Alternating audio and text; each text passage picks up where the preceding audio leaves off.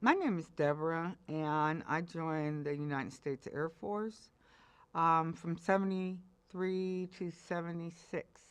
I was one of the first six security police women in the United States Air Force. When I got out basic, I went to Fairchild, and I was raped by my sergeant. And back in those days, there was no rape kit. It was his word against your word.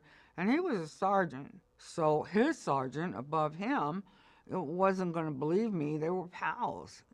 So I kept my mouth shut and suffered internally. I did start drinking, and I didn't use drugs, but I drank a lot.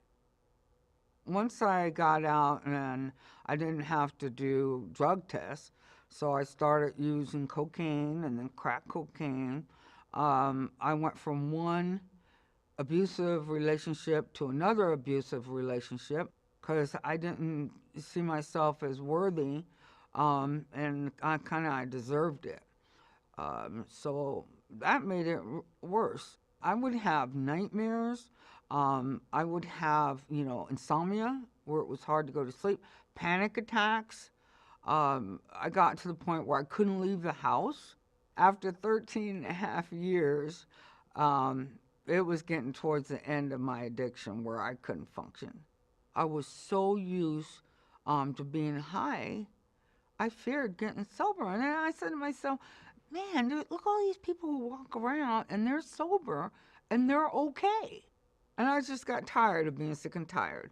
So seeking out help, regardless health issues, mental health issues, drug and alcohol issues, the only way to start getting better is to get help.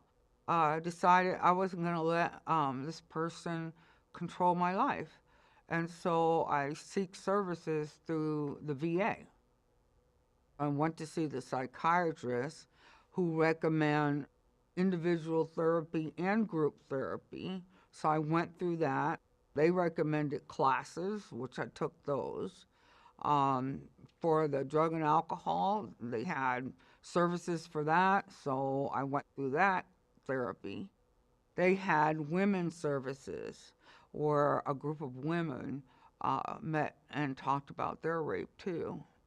And then I got connected with the outside agency, but it was meant for women and men who got raped in the military.